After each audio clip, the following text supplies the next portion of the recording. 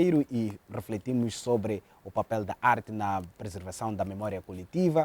Falamos da importância do património cultural para a compreensão da nossa essência quanto moçambicanos, mas também, claro, é uma ocasião para refletir sobre os acontecimentos que marcaram e que marcam o dia de hoje em termos de celebrações do 3 de fevereiro, com decorações a várias individualidades, incluindo individualidades do setor cultural. É com Belarmino Lovano que vamos conversar. Lovano, bem-vindo ao feliz 3 de fevereiro.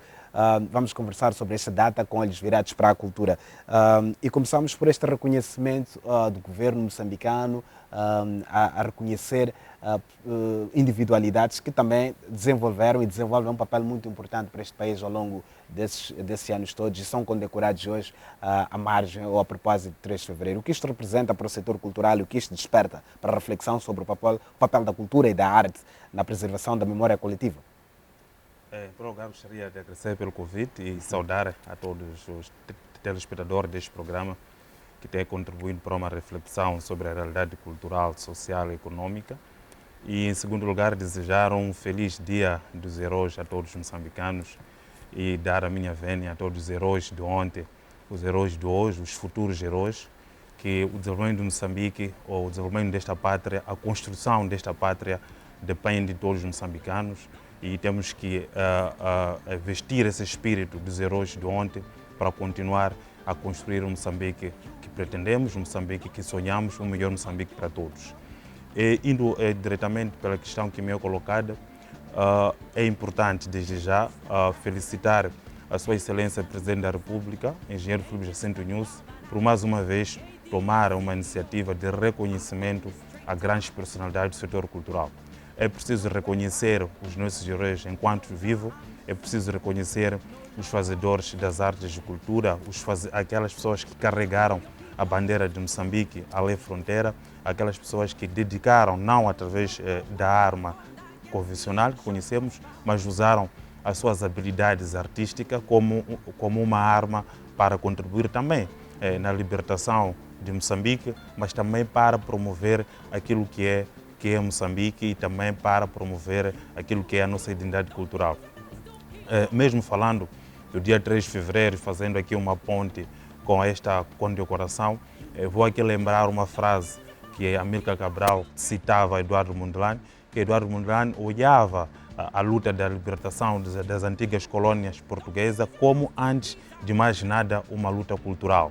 Então significa que uma das grandes motivações também para a luta de libertação nacional das antigas colônias portuguesas era uma luta cultural, era uma luta de defender aquilo que era a cultura moçambicana, a cultura africana. Então, fazendo esta ponte, 3 de fevereiro caia como este dia que refletimos também sobre o papel de Eduardo Mondlane, outro sim, também sobre a importância destes heróis e a inclusão dos heróis do setor da cultura. Por acaso temos a questão do David Abílio, entre outras personalidades, os condecorados. que são personalidades, foram personalidades que contribuíram para aquilo que é a unidade nacional, aquilo que é a promoção cultural da nossa cultura em vários momentos. Então eu acho que foi uma decisão bem acertada de Sua Excelência Presidente da República e temos que continuar a encorajar este tipo de atitude. E acima de tudo, este é um ato que nos remete a falar sobre o reconhecimento a esta contribuição toda, mas acima de tudo para pensarmos constantemente no lugar da arte, dos artistas neste país, não só claramente a pensar artistas, mas pensar gestores, pensar cultura num sentido macro. Isto claramente fica, de certo modo, não de forma direta, mas de certo modo como uma mensagem importante para quem hoje em dia trabalha na cultura. Isto ao nível do governo, mas também ao nível de entidades que de forma independente, de forma, livre, vão contribuindo para o setor. Fica essa mensagem também de pensar constantemente no lugar da arte. Pois, fica essa mensagem que temos que olhar o reconhecimento como algo que vai mais além a dar o diploma de mérito a uma determinada personalidade.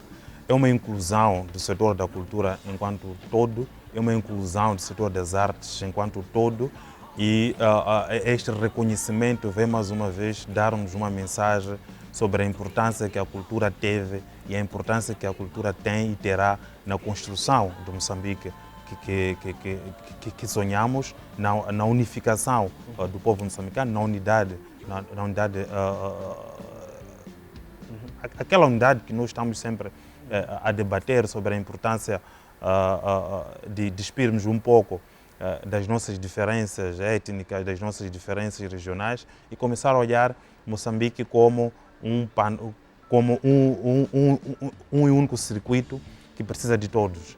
Então, uno indivisível. Então, eu acredito que este reconhecimento faz-nos refletir um pouco mais sobre aquilo que é a importância da cultura na construção da identidade nacional, na construção de Moçambique, e também fazer-nos um pouco pensar sobre quem são as verdadeiras personalidades culturais e dar o verdadeiro mérito. Porque às vezes nós começamos a ter uma linha de descontentamento de certas pessoas que acham, e às vezes com muita razão, que contribuíram bastante para a construção de Moçambique, não através da arma, não através da política como tal, mas pegaram no seu pincel. Temos caso de grandes artistas, como o grande pintor Malangatana, o José Craveirinha, na literatura, José Craveirinha, entre outros, na altura, que levaram Moçambique para além da fronteira. Então, acho que é um despertaram toda uma consciência. Despertaram uma consciência. Participação, então, é sim um processo, é sim uma forma também de lutar. É uma arma poderosa para a promoção para a promoção de Moçambique. Então, eu acho que isto também dá um pouco consciência, isso incentiva um pouco a juventude hoje, não só a juventude fazedora das artes de cultura, mas também a juventude acadêmica que investe naquilo que é a investigação cultural, que investe naquilo que é a gestão cultural, a promoção artística, etc, etc. É uma mensagem para dizer que é possível, é uma mensagem para dizer que podemos lutar usando esta arma para contribuir para o desenvolvimento de Moçambique. E claro, perceber a própria história. Acho que é uma ocasião também esta de voltar a visitar a nossa própria história cultural e pensar cultura ao longo deste processo histórico. Acho que esta condecoração e hoje, no Dia dos Heróis Nacionais, pensar os artistas, os defensores, os promotores da arte e da cultura, é também convidar a sociedade moçambicana a pensar este percurso de Moçambique e que claramente tem uma contribuição importante do setor das artes. Pois, é aquela relação triádica que eu sempre faço vincar, que para o desenvolvimento do setor da cultura é preciso considerar três aspectos bastante importantes, que o primeiro aspecto tem a ver com a capacidade institucional, até que ponto temos capacidade a nível central, a nível local, para construir um setor cultural robusto, mas também tem tem o fator político institucional, como é que o poder político vai incluir a política no panorama de governação, como é que o poder político vai incluir a cultura dentro daquilo que são as prioridades de desenvolvimento de Moçambique e dentro daquilo que é também o orçamento do Estado, etc, etc. Então, eu acho que, e depois tem esta parte importante que estava já a fazer referência, que é o capital social. Nós temos também que educar o nosso capital social, temos que educar a nossa sociedade para perceber qual é a importância de preservação da cultura, por um lado, e também qual é a importância de valorizar aqueles que são os fazedores da cultura, que são esses os nossos embaixadores culturais, são estes que fazem chegar a mensagem para diferentes camadas sociais e são esses mesmo que guardam uma memória coletiva que vai ser importante para fazer o estudo para os outros momentos. Então, temos aqui uma relação triádica que é bastante importante e hoje vimos certamente o poder político a se posicionar até um certo ponto, a dar uma mensagem específica, uma mensagem que diz que a cultura é importante, uma mensagem que mostra claramente que reconhecer os heróis, reconhecer as personalidades que construíram este país, as personalidades que continuam a lutar para construir este país, significa também incluir os fazedores da cultura, significa também incluir as grandes personalidades que até certo ponto deram um grande contributo, uma significativa contribuição naquilo que é o desenvolvimento. Então, nós, se formos analisar as próprias personalidades que foram hoje reconhecidas, vamos perceber que são personalidades de diferentes setores. São personalidades diferentes na categoria de dança, alguns músicos e também alguns que não foram necessariamente artistas, mas tiveram um papel crucial naquilo que é o desenvolvimento do setor cultural. Então, aqui voltamos, claro, aqui voltamos naquele debate sobre a importância de não olharmos para o reducionismo cultural, de não resumirmos a cultura à dança e música e olharmos também sobre as pessoas que estão por detrás disto, sobre os investigadores culturais, sobre os gestores culturais, pessoas que não são necessariamente artistas, mas que têm alguma contribuição significativa naquilo que é a construção do setor. Então, eu acho que esta condecoração vem mesmo dar uma mensagem bastante importante e, mais uma vez, quero encorajar este tipo de atitude, de reconhecer os nossos heróis vivos, não só heróis do ponto de vista político, não só heróis aqueles que pegaram a arma para libertar o país, mas também os heróis que, cada dia que passa, vão dando alguma contribuição significativa para desenvolver Moçambique.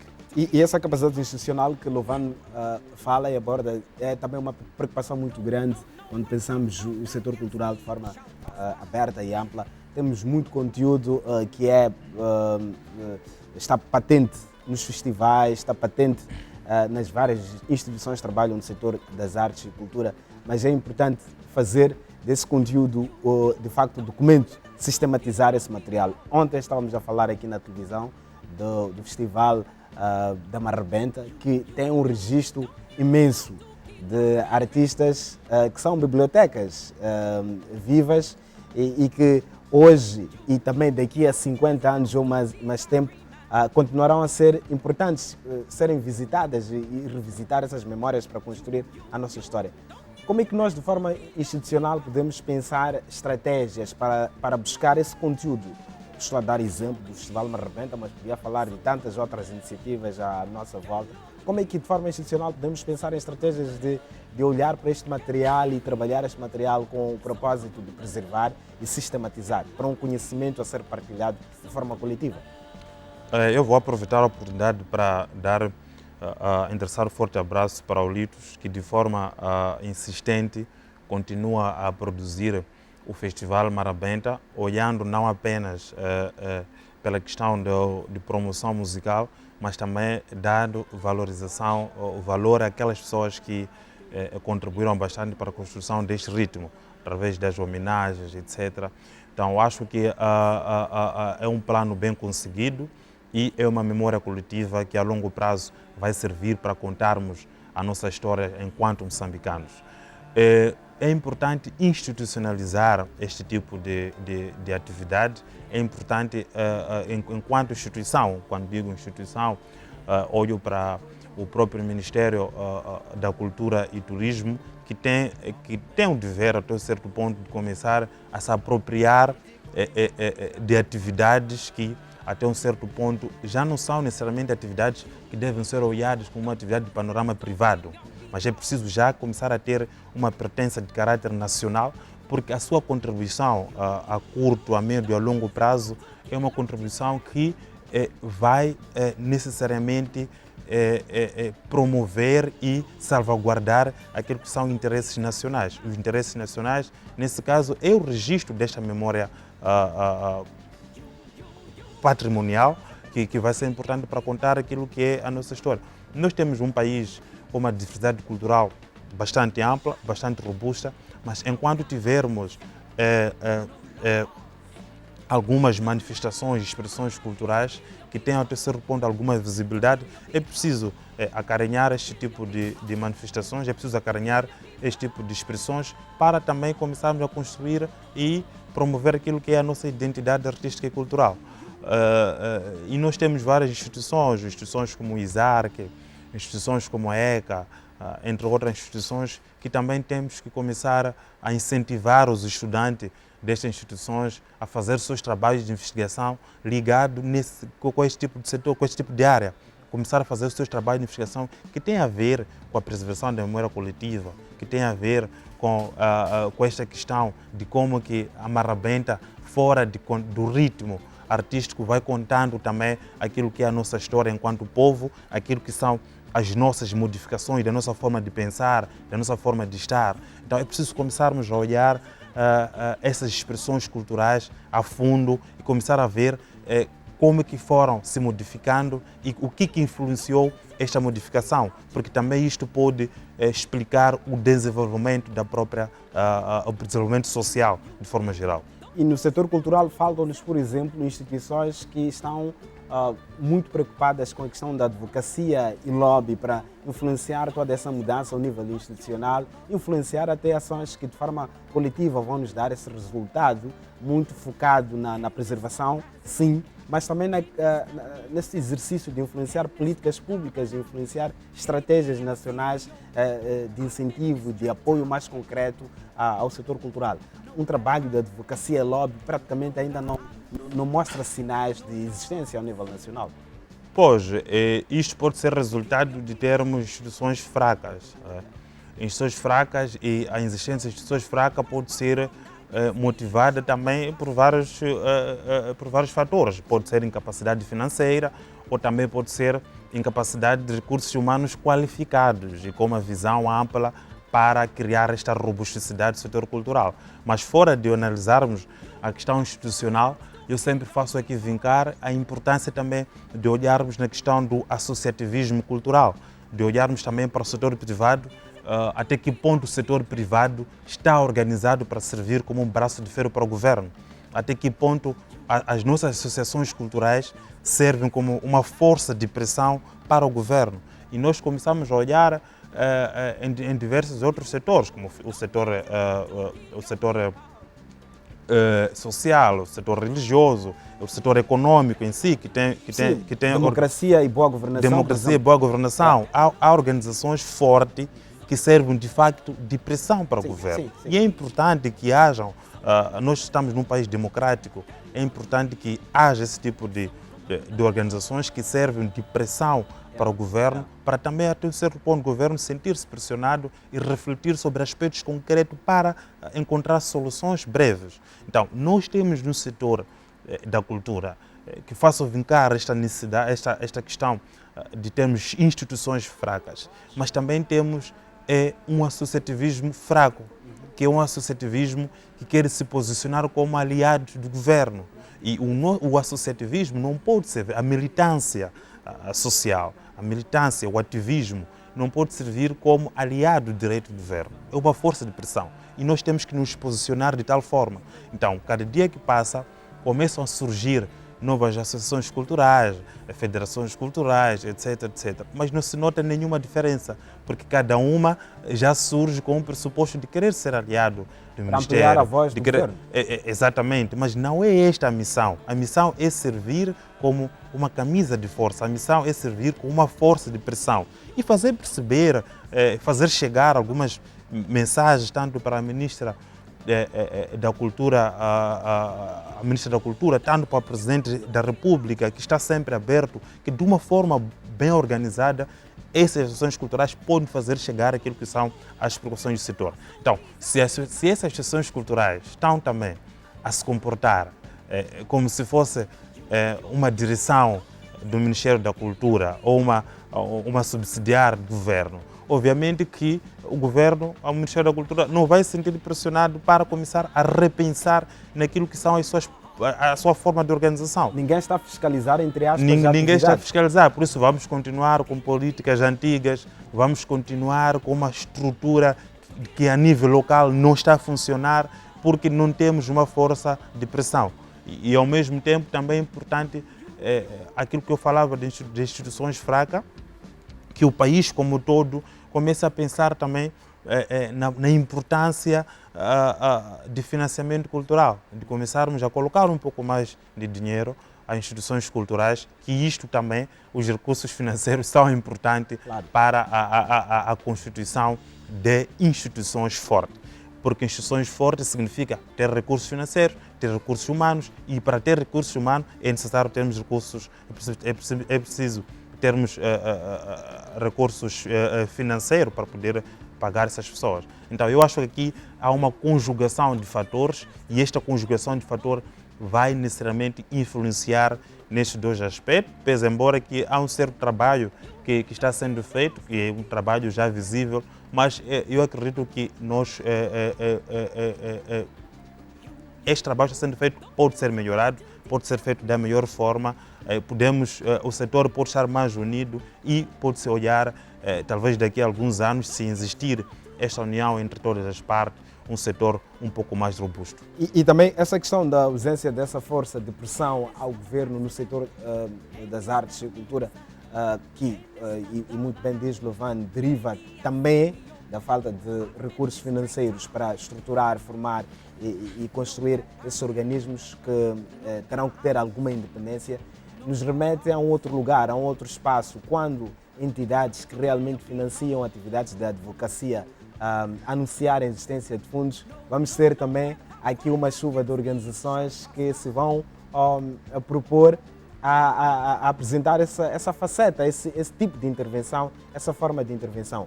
O que muitas vezes também trai um pouco a agenda até nacional do ponto de vista de prioridades para o setor artístico. Por exemplo, há um debate que aparece às vezes assim esporadicamente, mas tem sido consolidado nos outros países africanos, a questão da restituição, que é uma vontade que começa através do famoso relatório do presidente Macron e agora já vai se tornando agenda ao nível dos países africanos. É a Europa a nos recordar que nós temos que falar das nossas prioridades, dos nossos problemas. Tem que ser a Europa a vir nos dizer o que temos que falar de nós mesmos numa área extremamente sensível e que diz muito respeito a nós próprios. Podemos perspectivar esta fuga, este agendamento em função das oportunidades de financiamento que poderão advir ou se aparecerem essas oportunidades? Eu acho que há necessidade de um debate profundo sobre a diplomacia cultural. Eu já fiz, por acaso, referência de alguns artigos sobre a importância de refletir de forma profunda sobre a estratégia que estamos a usar para a construção da nossa diplomacia cultural em Moçambique. E que me parece que ainda existe um trabalho que é necessário, neste setor, porque não estamos necessariamente a conseguir a 100% influenciar aquilo que é a nossa agenda a nível nacional e internacional. Existe um debate sobre a restituição do património, etc., mas nós não estamos a ter ainda um posicionamento formal e robusto, como é que vamos nos posicionar dentro deste debate internacional. De forma oficial. De forma oficial. Mais do que isso, para mim é importante refletir, quando falo da diplomacia cultural, como que algumas organizações, algumas internacionais, oferecem fundos, oferecem financiamento a diversas atividades sociais. Mas sempre que eu faço uma análise, olho que existe uma determinada limitação desta disponibilidade de fundo para que eles trabalhem no setor da cultura de forma específica. Então, como que nós, como país, como governo, como que o governo se organiza para influenciar, como o Ministério da Cultura, de forma particular, se organiza para influenciar a agenda internacional. Eu acho que isso é bastante importante. É a mesma questão de formação. Quando falamos de formação de recursos humanos, existem várias bolsas de estudo para o setor da economia, o setor da agricultura, etc. Mas como é que o Ministério da Cultura vai influenciar para capitalizar também as bolsas para o setor da cultura? E atenção, eu estava a analisar, por acaso, umas bolsas há alguns dias, mesmo a própria bolsa da Procultura, que limita, é uma bolsa para a cultura, mas limita-se a promover, por exemplo, formação em dança, performance, formação em teatro, formação em música. Mas nós temos que começar E aí começa a questão do reducionismo cultural. Se existe uma bolsa da cultura, temos que começar a olhar que o nosso problema hoje talvez não seja necessariamente formar o dançarino para aperfeiçoar as suas habilidades. Talvez não seja necessariamente formar um músico para aperfeiçoar as suas habilidades, para profissionalizar-se. Talvez não seja necessariamente este. O problema também pode ser sobre como é que estão profissionalizados aquelas pessoas que geram a cultura. Como é que estão profissionalizados aquelas pessoas que administram a cultura. E que fazem garantia da constituição das bases, né? Que fazem a garantia, como que estão profissionalizados aqueles que são investigadores culturais. Então, eu acho que é preciso também começarmos a investir neste circuito de pessoas que estão por detrás dos fazedores como tal. Então, quando falamos da diplomacia cultural, é influenciar a agenda internacional dos financiadores, dos investidores, para perceber que mais do que dança, mais do que música, existe uma necessidade de investir na formação dos recursos humanos das pessoas que gerem, das pessoas que trabalham de forma direta com o setor da cultura. Ainda que seja formação para os quadros que já estão dentro do Ministério da Cultura, dentro das direções da cultura, dentro dos departamentos da cultura, começamos a dar uma formação que seja assente àquilo que são os desafios internacionais. Ou seja, pensar política externa aqui é indispensável quando pensamos o papel da arte, para além, claramente, da performance, a pensar o papel da arte e da cultura como uma forma também de imposição de Moçambique à esfera das nações, no mundo inteiro, não é? Que é uma conversa bastante tímida, quase que inexistente, quando falamos de setor cultural. A questão da política externa é muitas vezes colocada de fora e por vários fatores. Sim, se nós formos a pensar no Nizam, voltarmos um pouco para aquilo que é a história da libertação nacional, estamos mesmo a refletir hoje sobre o Dia dos Heróis Moçambicanos, um pouco que foi o papel do Dr. Eduardo Chufang Mondlane. Uma das armas, uma das principais armas que o Eduardo Mondlane usava era a diplomacia. E a diplomacia para influenciar a agenda internacional. Podemos lembrar das várias vezes que foi para as Nações Unidas para falar que o povo moçambicano precisa da sua independência, precisa de ser livre, etc. E uma das armas que Eduardo Mondlane usou através do Nizam, fazia referência, é a questão cultural, que uniu, organizaram-se como jovens, e dentro daqueles núcleos, dentro do núcleo dos estudantes, estava o presidente Enias Comicho, o presidente Gebuza, Mariano Matsim, entre outros jovens na altura, que os jovens se organizaram em pequenos grupos teatrais, grupos de música, e foi através desta ligação cultural, das manifestações culturais, que foram pensando no Moçambique, que foram pensando num país que necessitava de uma libertação, porque obviamente que percebia-se que estavam a viver um sistema cultural imposto, né? Nós podemos lembrar que esses 5 critérios para que o indígena deixasse de ser indígena para civilizado, que era uma renegação, é uma negação na totalidade daquilo que é a sua cultura. Então, estes jovens, motivados por Eduardo Mondlane, uniram-se para começar a pensar num plano para a libertação do país. Obviamente que já existiam outros grupos na Zona Centro, na Zona Norte, mas faço essa reflexão destes jovens de forma específica, deste núcleo que surge na Zona Sul, depois vai se expandindo para os outros setores, porque estamos a refletir sobre o papel de Eduardo Mondlane e sobre a necessidade e a importância da diplomacia cultural. Por isso é daí que Eduardo Mondlane dizia, sempre fazia referência que a luta da libertação das antigas colônias portuguesas é, antes de mais nada, uma luta cultural, porque percebia-se que é através da cultura que poderia se espelhar a mensagem para o povo que nós temos que estar livres, temos que nos libertar. E a independência, a libertação naquele momento, significa vivermos livremente, vivermos a nossa cultura como africanos. A libertação mental. A libertação mental. Então, eu acho que é preciso recuperar este espírito dos nossos heróis nacionais e recuperando este espírito dos nossos heróis moçambicanos, tanto o poder político ter consciência sobre o quão a importância, o quão a cultura foi importante nesta época, e também o capital social, perceber que é necessário valorizar aqueles que se sacrificam para promover aquilo que é a nossa identidade enquanto moçambicanos. E há uma preocupação da União Africana em pensar a Renascença Africana como um elemento muito importante para a África que queremos no futuro, né? De pensar esses ideais todos como uma forma de construir um pensamento muito virado para a nossa essência quanto africanos, a questão das identidades individuais e coletivas e garantir essas felicidades fundamentais ou as maiores felicidades, tendo em conta a nossa essência, a nossa história, a nossa cultura. Essa é uma semana também que celebra os heróis nacionais e há uma inauguração de uma exposição de Justino Cardoso no Museu da Presidência. Muito importante essa exposição, mas acima de tudo a contribuição de Justino Cardoso para as artes visuais em Moçambique. Uma exposição que mais uma vez foi inaugurada pelo chefe de Estado e refletiu sobre a relevância do espólio e da contribuição de Cardoso para a história e para Moçambique no seu todo. O que dizer, o que comentar sobre Justino Cardoso e as artes visuais em Moçambique?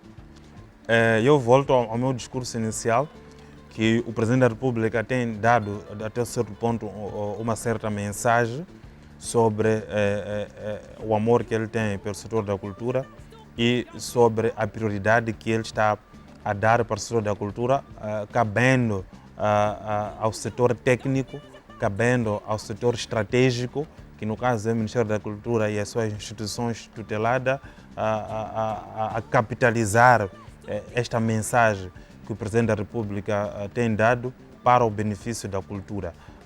Foi uma inauguração que mais uma vez reflete sobre aquilo que é a realidade do nosso país, que mais uma vez expõe as diferentes facetas sociais e culturais de Moçambique e o facto de ser o Presidente da República a inaugurar esta exposição valoriza e honra todo o setor da cultura. Poderia muito bem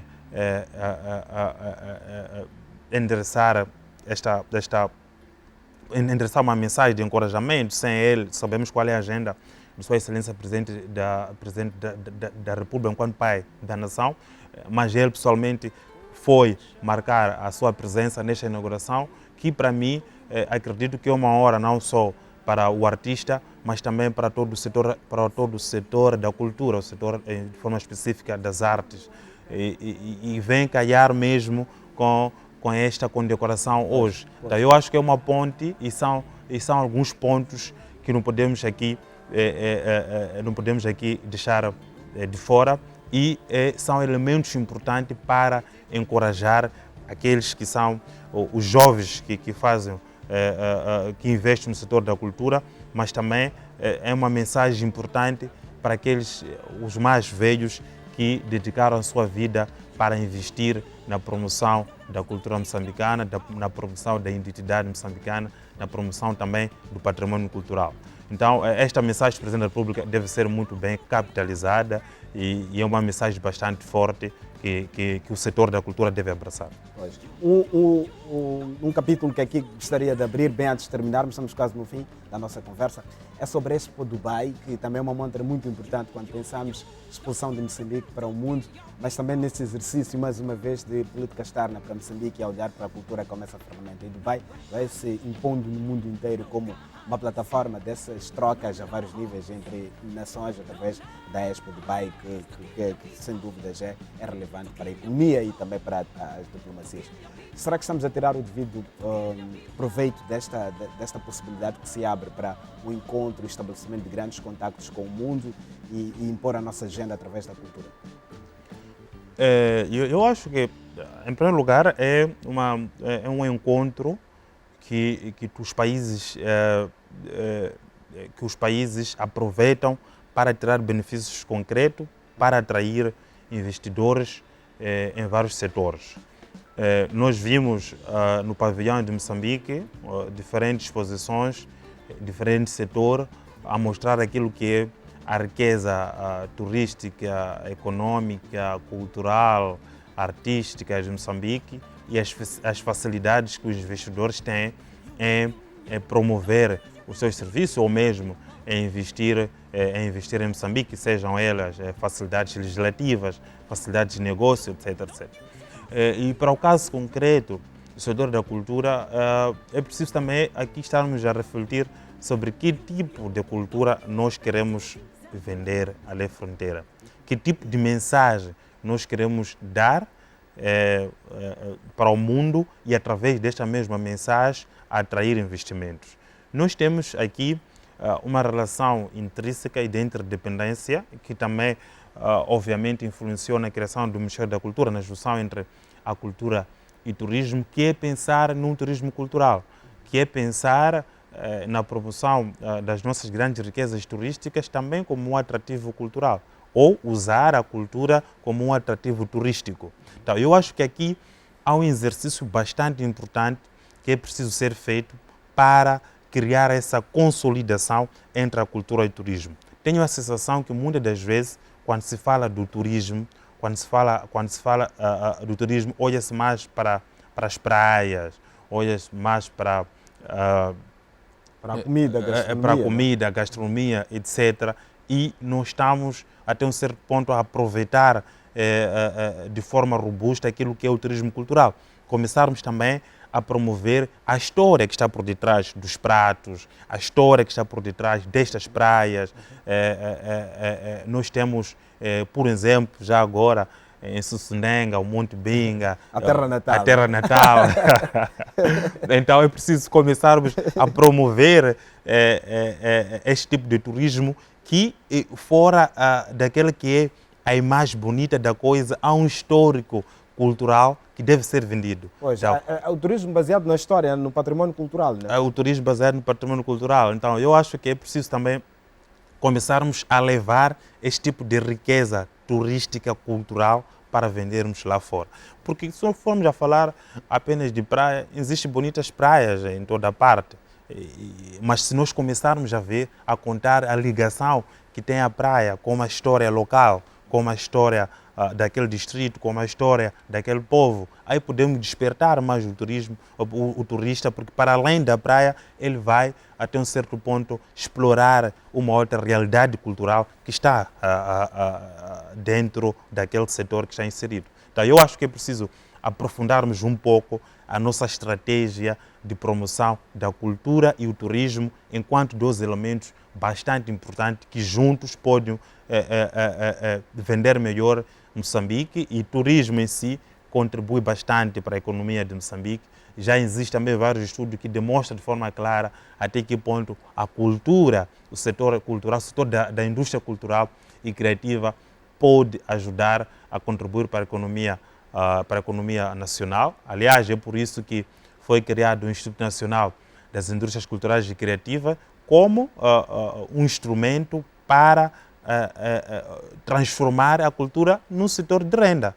Então, acredito que nos próximos anos vamos começar, é um grande desafio também para o meu grande amigo, Dr. Bond, que nos próximos anos vamos começar a exigir que, de facto, os resultados que, de facto, o ENIC comece a dar uma grande contribuição para a cultura. Queremos ouvir nos grandes... Ou incentivar para que esses resultados aconteçam. Porque esse é o grande desafio. Não só, eu acho que o Dr. Bond também tem uma grande missão de fazer com que o Presidente da República sinta-se orgulhoso de ter permitido que o NIC possa se tornar uma realidade. Sim. Então, ele tem esta grande missão, este grande papel de demonstrar que, de facto, é possível transformar o setor da indústria cultural e criativa como um setor econômico para contribuir para a economia nacional. Então, é um grande desafio para o Dr. Bond e estamos à espera dos resultados nos próximos dias. Pois, muito obrigado, Lovando, pela presença. Um bom feriado. Foi uma excelente reflexão.